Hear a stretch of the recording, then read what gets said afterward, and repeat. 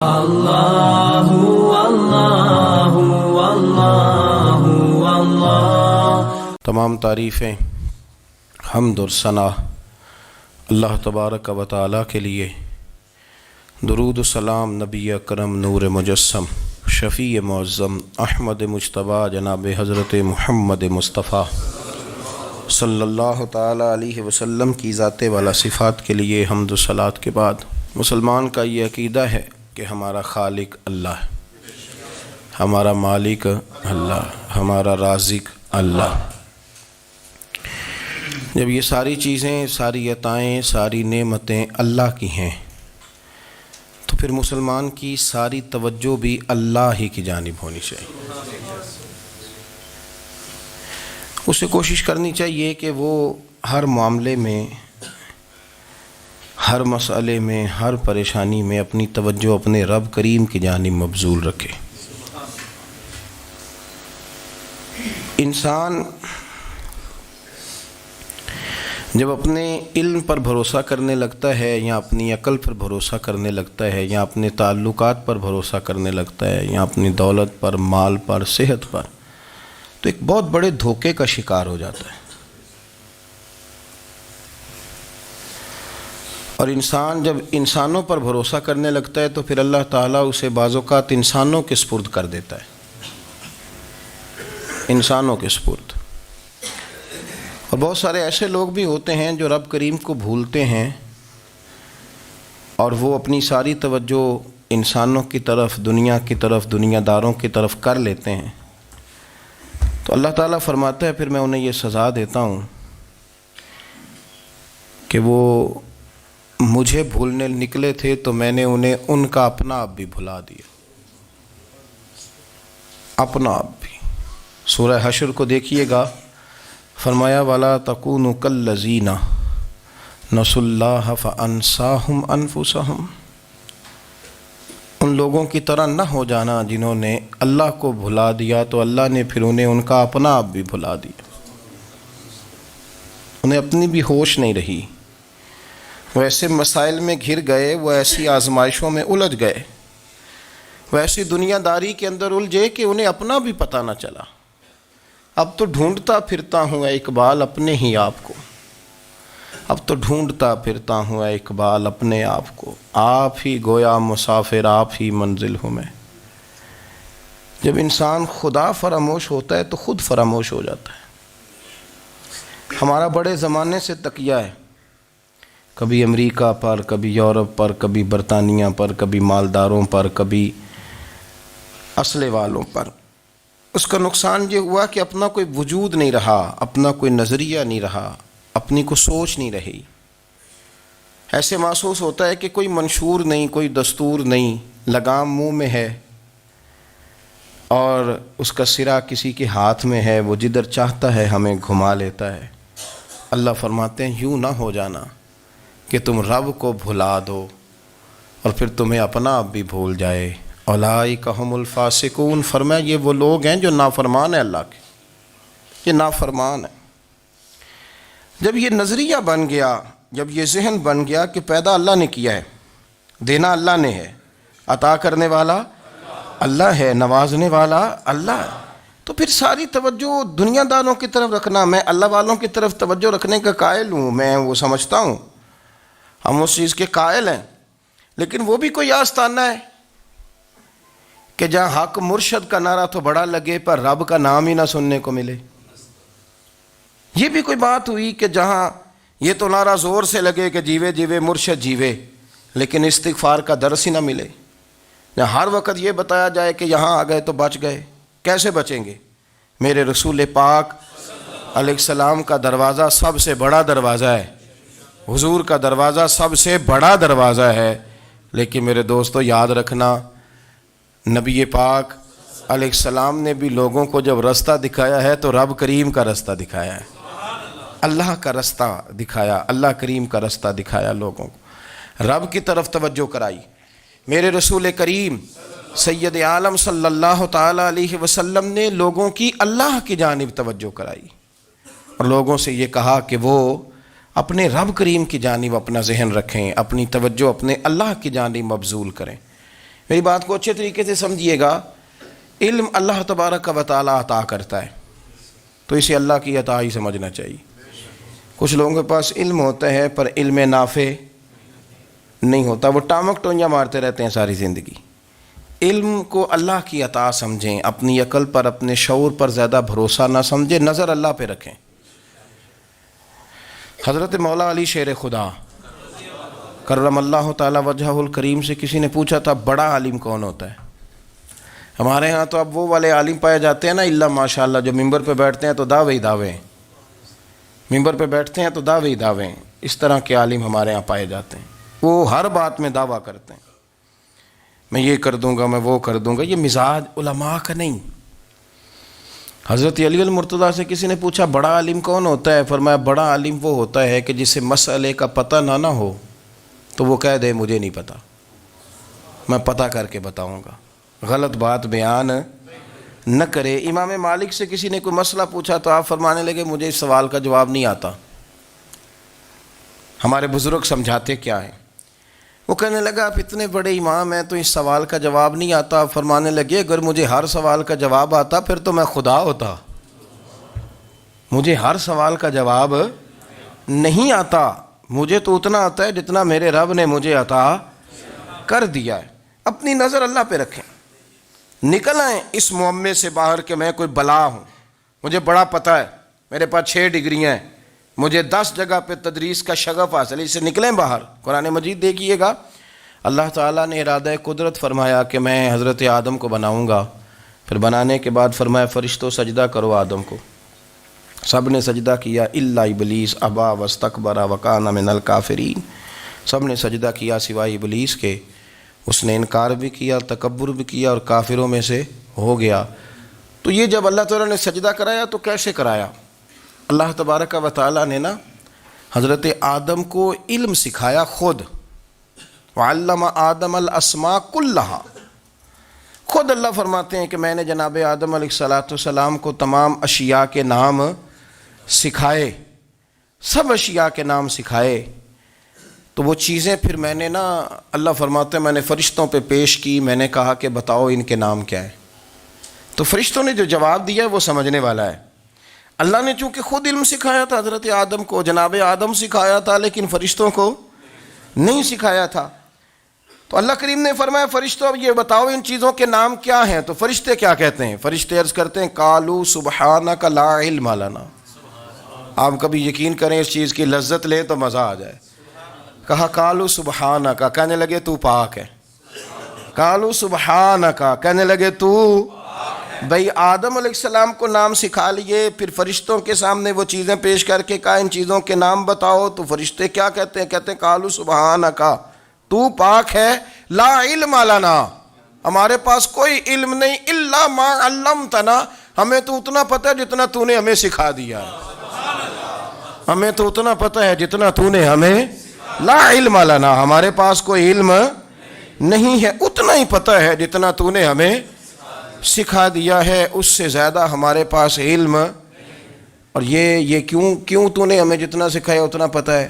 فرشتے یہ نہیں کہتے یا اللہ تو زیادہ سکھا، آدم کو دیا تو ہمیں بھی دے، یہ نہیں فرمایا، فرمایا انک انت العلیم الحکیم، اے اللہ تو علم والا بھی ہے اور حکمت والا بھی ہے، تجھے پتہ ہے کس کو کتنا دینا ہے، جتنا تو نے مناسب سمجھا جناب آدم کو دیا، اور جتنا تو نے بہتر سمجھا وہ تو نے ہمیں عطا فرمایا۔ تو اگر آپ کے پاس علم ہے، کہیں نالج ہے، تو اس کو اللہ کی عطا سمجھیں۔ ہمارے ہاں بہت سارے لوگ بن کے بیٹھ جاتے ہیں، میں اکثر کہتا ہوں کہ پھر وہ دعوے کرتے ہیں میرے علاقے والے جاہل ہیں، میرے شہر والے جاہل ہیں، میرے خاندان والے پڑھے نہیں، یہ آپ کا دعویٰ ہے، یہ آپ کو خراب کر دے گا۔ ہم نے بہت سارے ایسے لوگ دیکھے جو بہت بڑے عالم تھے، لیکن اللہ جب لینے پہ آیا تو عقل ہی لے گیا، شعور ہی چلا گیا، حافظے ختم ہو گئے۔ آپ دیکھتے ہیں بڑھاپے میں کچھ لوگ ایسے ہوتے ہیں کہ جن کو یہ بھی یاد نہیں رہتا کہ میرا نام کیا ہے، میں کہاں ہوں، مجھے کدھر جانا ہے، تو اس وقت سے اللہ کی پناہ مانگیں اور اپنی نظر اپنے رب کریم کی جانب رکھیں، اللہ کی جانب اپنی نظر کو مبذول رکھیں۔ دوسری بات، علم کے بعد ایک چیز آتی ہے جس کا نام ہے ہدایت، جس کا نام ہے تقوی۔ جس کا نام ہے پرہیزگاری، جس کا نام ہے عمل، عبادت، ریاضت، یہ بھی اسی وقت ہی نصیب ہوتی ہے جب میرا رب کریم نصیب فرما دیتا ہے۔ ہم نے نا نیکی کا اپنا اپنا سٹیٹس بنا لیا ہے، اپنا اپنا معیار بنا لیا ہے۔ کچھ لوگ کہتے ہیں کہ جناب مسجد میں سیمٹ کا توڑا دینے سے بہتر ہے کسی غریب کو آٹے کا تھیلا دے دو۔ اب اس نے اپنا مزاج بنا لیا نا نیکی کا، اس نے اپنا سٹیٹس بنا لیا ہے۔ میرا یہ سوال ہے کہ نبی پاک صلی اللہ تعالیٰ علیہ وسلم جب مدینہ شریف آئے تھے تو حضور نے سب سے پہلے غریبوں میں آٹا تقسیم کیا تھا کہ سب سے پہلے مسجد بنائی تھی؟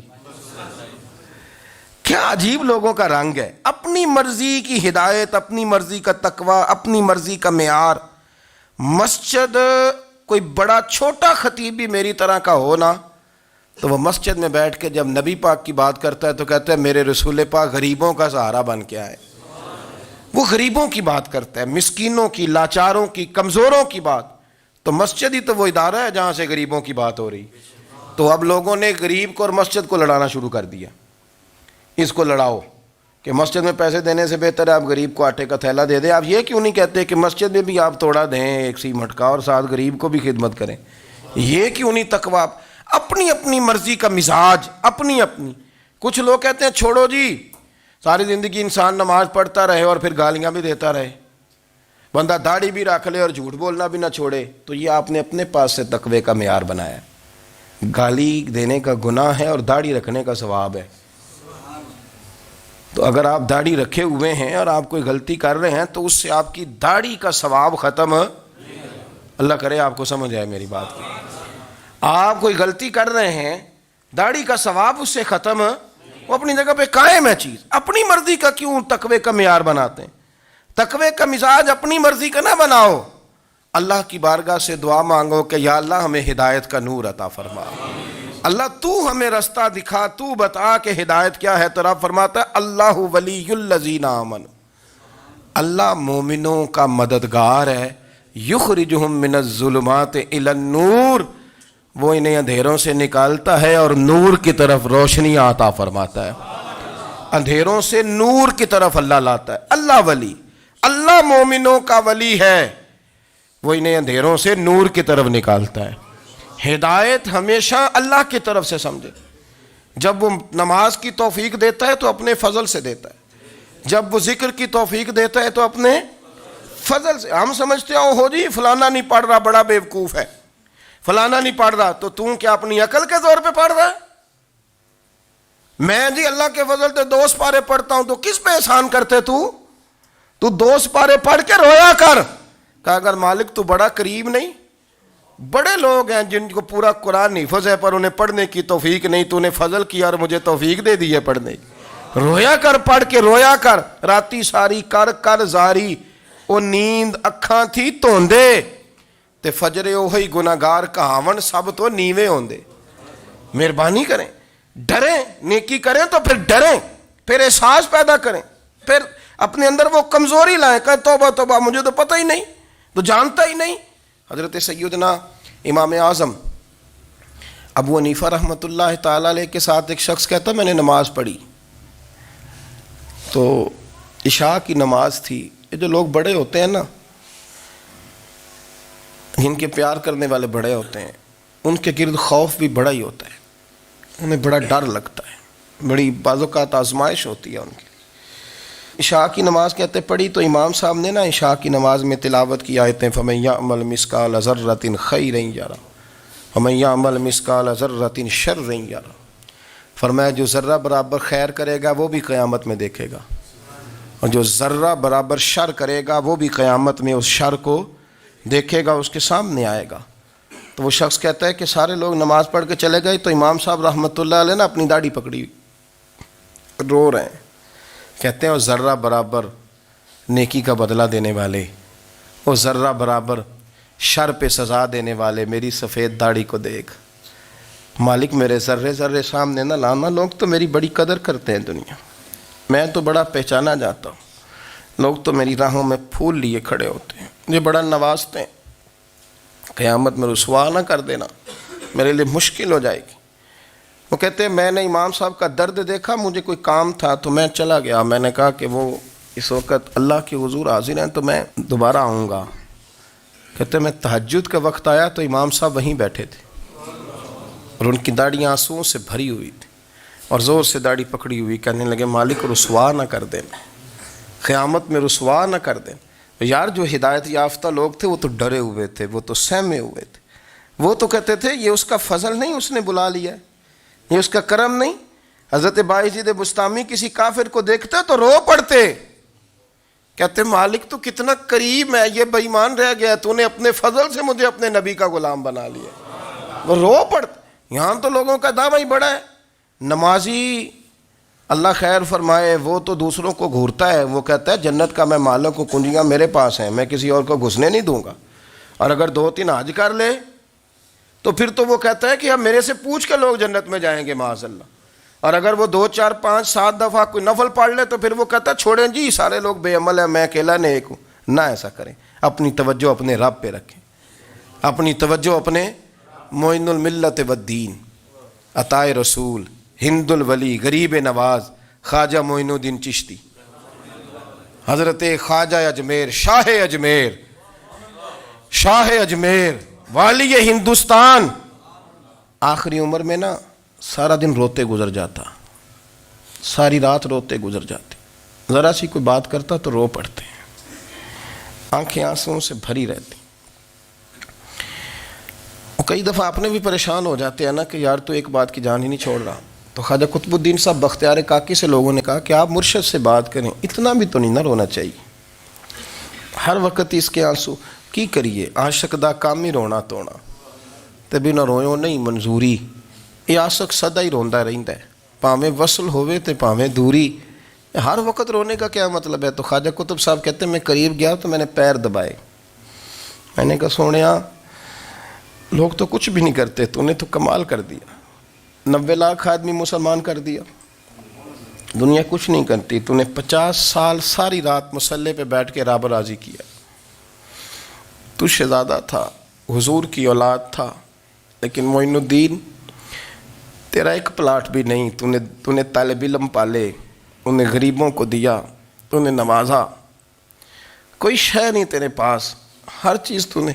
ساری رات روتے ہو, سارا دن روتے ہو.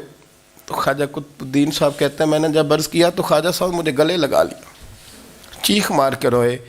کہنے لگے قطب الدین پتر داڑھی سفید ہو گئی, جانے کا وقت آ گیا. جو تو نے نیکیاں گنوائی ہیں وہ ہیں صحیح میرے پاس, پر یار کی بارگاہ میں پیش کرنے کے قابل ایک بھی نہیں. تو بارگاہ تو دیکھ کتنی بڑی ہے, رسول کریم کی بارگاہ میں پیش کرنے کے قابل ان میں سے ایک بھی نہیں. تو آستانہ دیکھ کتنا بڑا ہے, کیا پیش کروں گا, کیا عرض کروں گا حضور کی بارگاہ میں, کس طرح. وہ یار جو بڑے تھے وہ تو ڈرے ہوئے تھے, سہمے ہوئے تھے, وہ تو بڑی آزمائش میں تھے. لیکن میرا اور آپ کا رٹا 2 نمازیں پڑھ کے 6 نمازوں کا دعویٰ کرنا اور لمبی چوڑی کہانیاں بنانا اور اپنے منہ سے اپنی تعریفیں کرنا, اس سے تھوڑا باہر آئیں. رزق بھی میرا اللہ ہی دیتا ہے, علم بھی اللہ دیتا ہے, رزق بھی. بڑے بڑے فقیروں کو مالدار ہوتے دیکھا, بڑے بڑے مالداروں کو فقیر ہوتے دیکھا. بڑے بڑے, میرے ایک بڑا سخی قسم کا سجن ہے, بڑا پیارا ہے, میں اسے سخی مانتا ہوں. میں نے اپنی پریشانیوں کے دنوں میں بھی اس شخص کو سخی دیکھا. ایک دن رات کو مجھے ٹیلی فون کر کے کہنے لگا کدھر ہو؟ میں نے کہا میں گھر ہوں. نہیں اکثر سفر میں ہوتے ہو نا؟ اور میں نے کہا طبیعت کیسی ہے؟ ٹھیک ہے, بس حال چال پوچھنا تھا. میں نے سمجھائی, میں نے کہا یار یہ کوئی مسئلہ ہے, ورنہ رات کے 2 بجے کوئی حال پوچھنے کو فون تو نہیں نہ کرتا, کوئی مطلب ایسا تو مسئلہ نہیں نا. تو میں نے بیک کال کی, میں نے کہا یار میری بات سن, مسئلہ کیا؟ کہ نہیں کچھ نہیں دل کر رہا تھا. میں نے کہا میری گل سن, رہے ہیں اسی 4-5 سال کٹھے, میں تین جاننا, اصل بات کر. کہنے لگا مکان بھی بڑا ہے, سارا کچھ ٹھیک ہے, پر وہ بڑا ہی بے نیاز ہے. کچھ حالات اس قسم کے آ گئے ہیں کہ لوگوں کو بتاؤں بھی تو لوگ ماننے کو تیار نہیں. زیادہ نہیں, مجھے نا تھوڑے سے پیسوں کی ضرورت ہے, کوئی 15-20 ہزار اگر مل جائیں میری ضرورت. آپ یقین کریں میں روتا رہا ساری رات. میں نے کہا مہربانہ تیرا کس طرح کرانگے, اس سے لے کے زمانہ استعمال کرتا تھا, پر بے پرواہی ویکھ نہ سجڑ دی, جتھے کسے دی پیش نہ جاوے. انہیں تاجاں والے در در رولے تے منگتے ہیں تخت بٹھاوے. سجنا کسے نو کارا مل دئی کوئی کعبے خالی آوے. واللہ خیر الرازقین، وہ کہتے تو دائیں بائیں نہ جا، رزق تو تجھے میں دوں گا، میں ہوں بہتر رزق دینے والا. بڑے بڑے بادشاہ، بڑے بڑے شہنشاہ، بڑے بڑے لوگ، ہاتھوں میں کاسے، فقیریاں. ام ربیہ کہا کرتی تھیں، بڑی نیک اور صالح خاتون تھیں. وہ کہتی ہیں کہ میں نا بڑے امیر آدمی کی بیوی تھی، اپنے شوہر کے ساتھ چھت پہ بیٹھی تھی تو نیچے فقیر مانگنے والا آیا. اس نے بڑے درد سے صدا کی تو میں نے اپنے شوہر سے کہا کچھ دے دیں. کہا دفع کر، ان لوگوں نے دھندا بنایا ہوا ہے. کہتی میں میکے سے بھی بڑا مال لے کے آئی تھی، میرے ماں باپ بڑے امیر تھے تو میں نے نا چوری اپنے خامہ سے نظر بچا کے باتھ روم جانے کے بہانے گئی اور نیچے جا کے 5 دینار میں نے اس فقیر کی ہتھیلی پہ رکھے. کہتے اس نے 5 دینار دیکھے، پھر میری طرف دیکھا تو میں نے اس کی آنکھوں میں آنسو چمکتے دیکھے. کہنے لگے بی بی رب تیرا بھلا کرے، میں 3 دنوں کا بھوکا ہوں. کہ وہ چلا گیا. میں گھر آ گئی، جب باہر آئی تو میرا شوہر کہنے لگا تو اتنی اب اتنی تو تیز ہو گئی ہے اور تو اتنی خود مختار ہو گیا، میرے بغیر پوچھے مال خرچ کرے گی، جا تجھے 3 طلاقیں. کہتی میں بالدار اور وزادار باپ کی بیٹی تھی، طلاق لے کے گھر آئی تو میرا باپ ٹوٹ گیا، چارپائی پہ چلا گیا. اوہو یہ کیا بن گیا. کہتی بڑی تکلیف رہی. 1-2 سال کے بعد میرے ابا نے میری شادی کر دی. اب جس شوہر کے پاس گئی وہ بڑا نیک تھا، پرہیزگار تھا، اللہ نے بہترین صلہ دیا. کہتی چھت پہ بیٹھی تھی، دروازے پہ فقیر آیا تو میں نے شوہر سے کہا کچھ دے دوں. کہنے لگا 5 نہ دینا، 15 دینا، 20 دینا، میں فقیر ہوں، میں نے فقر سے دولت دیکھی ہے، اسے خالی نہ لوٹانا. کہتی ہے کہ میں نیچے گئی اور جب میں نے اس کی طرف دینار بڑھائے تو میری چیخ نکلی، پیسے پھینک کے میں بے ہوش ہو کے گری. میرا شوہر نے آ کے اٹھایا، اندر لے گیا، پانی منہ پہ چھڑکا. کہنے لگا تجھے کیا ہوا. کہنے لگی یہ جو مانگنے آیا یہ میرا پہلا شوہر تھا، وہی تھا جو کہتا تھا کہ تو 5 دینار دے آئیے، جا تجھے 3 طلاقیں. پڑھو نا حدیث پاک. میرے نبی پاک علیہ السلام نے فرمایا ایک بندہ گنجا تھا. گنجا کوئی ترتیب آگے پیچھے ہو جائے تو مفہوم کے لحاظ سے، لیکن میں مفہوم اس کا واضح کرتا ہوں. ایک گنجا تھا، کوئی شے نہیں تھی، سر پہ بال بھی نہیں تھے، رویا کرتا تھا. اللہ تعالیٰ نے فرشتے کو بھیجا، تجھے کیا چاہیے. تو کہنے لگا بال آ جائیں اور تھوڑا مال آ جائے. فرشتے نے ہاتھ پھیرا تو بال بھی آ گئے تو بکریاں بھی آ گئیں، لائنیں لگ گئیں، مال ہی مال ہو گئے. دوسرے کے پاس گیا، وہ کوڑا تھا. اس کو جا کے کہا کیا چاہیے. کہنے لگا شفا ہو جائے اور کچھ اللہ تعالیٰ آسانی کر دے. شفا بھی ہو گئی، گائیں بھی دے دی، بھینسیں بھی دے دی، مال ہی مال ہو گئی. پھر ایک کے پاس گیا، وہ اندھا تھا. تجھے کیا چاہیے. اس نے کہا آنکھیں مل جائیں اور کچھ ساتھ اللہ مال دے دے. اونٹ ہی اونٹ ہو گئے. جب بڑا نواز دیا تو پھر مالک نے امتحان لینے کا ارادہ کیا. یاری تیری سونا ہے پر آزمائشاں بھی تیریاں اگ. آزمائشاں تیریاں، صحیح کہہ رہا ہوں، آزمائشاں تیریاں. یاری تیری سونا ہے پر آزمائشاں تیریاں. اے سونا پرکھیا جامدائی پہلو نہ لگاں دے لگ. اللہ نے فرمایا آزمائش کرو. سب سے پہلے گنجے کے پاس آئے، اسے کہا اللہ کے رستے میں کچھ دے. کہنے لگا میرے خرچے ہی بڑے. دیکھو تو صحیح کتنی مشکل میں وقت گزارتا ہوں، حال ہی کوئی نہیں. تو اس نے کہا میں نے تو سنا ہے تو گنجا اور بھوکا ننگا تھا. کہنے لگا میں تو جدی پشتی رئیس اعظم ہوں، تو یہ کس پاگل نے کہا ہے بھاگ جا. اس نے کہا اچھا جیسے تو تھا ویسے ہی ہو جائے. کھیت کھلیان اجڑ گئے، پھر سے گنجا ہو گیا. حضور علیہ السلام فرمانے لگے. پھر وہ اس کے پاس گیا جو کوڑا تھا، اسے کہا کچھ دے. کہنے لگا خرچے ہی بڑے. اب پوچھ لیں کسی امیر آدمی سے، کہے گا چکی کے نیچے ہاتھ ہے میرا، میرے سے زیادہ تو اب پریشان بندہ ہی کوئی نہیں. کیا بتاؤں آپ کو، اتنا ٹیکس ہے، اتنا جرمانہ ہے، فلانی شے، بڑا کچھ گنواتے ہیں لوگ. اس نے کہا میں نے تو سنا تو پہلے کوڑا تھا. اس نے کہا جا دوڑ جا، میں تو رئیس اعظم ہوں، دادا بھی پردادا بھی اور ساری نسل ہی. اس نے کہا اچھا جیسے تو تھا ویسے ہی ہو جائے. پھر وہ گیا اندھے کے پاس اور جا کے کہا اللہ کے نام پہ کچھ دے. تو کہنے لگا رب کے نام پہ؟ یہ کھڑے ہیں اونٹ، جتنے تیرے دل کرے لے جا. اس نے کہا کیا معنی اس بات کا. کہنے لگا یار تجھے کیا بتاؤں، میں تو اندھا تھا، میں نے تو کبھی دنیا دیکھی نہیں تھی، پھر اس کریم نے فضل کیا تو مجھے بڑا کچھ دکھایا. میں کیا بتاؤں, میرا دل کر رہا ہے کہہ دوں کہ پھر اس نے کعبہ دکھایا, پھر اس نے روضہ رسول دکھایا,